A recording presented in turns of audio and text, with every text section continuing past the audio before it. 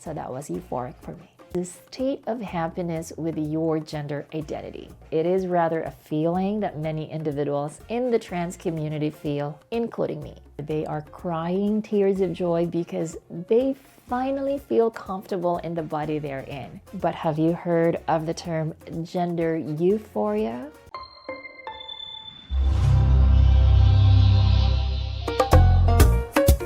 Hello, I'm Mackie of My Transgender Date, the #1 dating platform for trans women. Before we dive into today's topic, don't forget to subscribe to our channel and hit the notification bell. We've all heard of the term gender dysphoria, but have you heard of the term gender euphoria? Because I have a feeling that not everyone is familiar with this term, and so now I'm curious if this is your first time hearing it. Let me know in the comments. Okay, so gender euphoria, it's not exactly based on science, but it is rather a feeling that many individuals in the trans community feel, including me. And if you put 2 and 2 together, yes, gender euphoria is the opposite of gender dysphoria. If you want to know more about gender dysphoria, I have already talked about that in this video. I have also included the link in the description. Simply put, if gender dysphoria is the feeling of dissatisfaction with your gender, then gender euphoria is a state of happiness with your gender identity. This kind of happiness is felt so deeply that the feeling extends from inner happiness outwards. This joy can manifest in different ways, such as when a trans man feels more comfortable in their body after top surgery. It could be when a trans woman puts on makeup and dress for the very first time. Basically, gender euphoria is a psychological condition that consists of comfort or joy when a person thinks about their true gender identity and the strong desire to change themselves to better match their identity.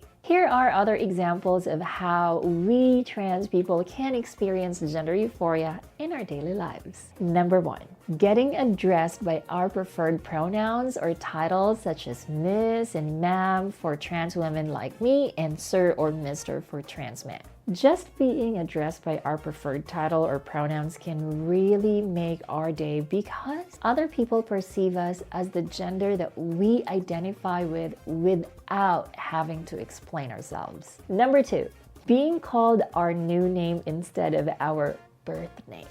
Having loved ones and friends call us by the name we prefer instead of our dead name can truly be a life-changing experience, especially when they are still not used to it. Speaking of dead names, I also have talked about that in this video here. Number 3, the feeling after doing hormone replacement therapy and seeing its effects. If you go to YouTube and watch a person's hormone replacement therapy journey, you'll see the gender euphoria they feel once they see results. HRT may be a gradual process that spans a couple of months to years. But even with the first dose or injection, you'll see that the trans man or trans woman is exhilarated to start their journey. In fact, I just remember the very first time I had my hormone replacement therapy and my friends were telling me that I look more feminine. So that was euphoric for me. Number 4, shopping for clothing that fits our gender identity. Many people will agree with me when I say that shopping is a form of therapy. So shopping is great.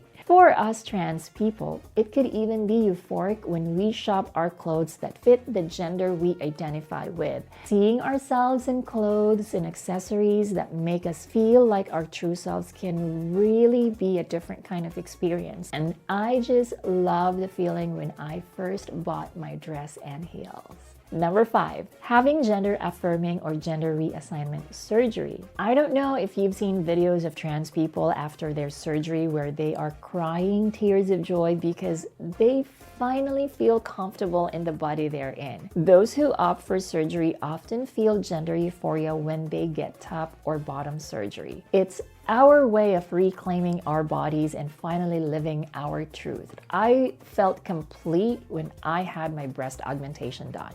Okay, so these are just some examples of how trans people feel gender euphoria. And you know what? There have been many psychiatric groups and universities that have studied and conducted surveys about gender euphoria. They do this to reinforce that gender is not something that can be controlled by other factors such as people and scenarios, but only by oneself.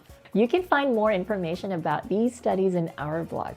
Of course, the link is in the description.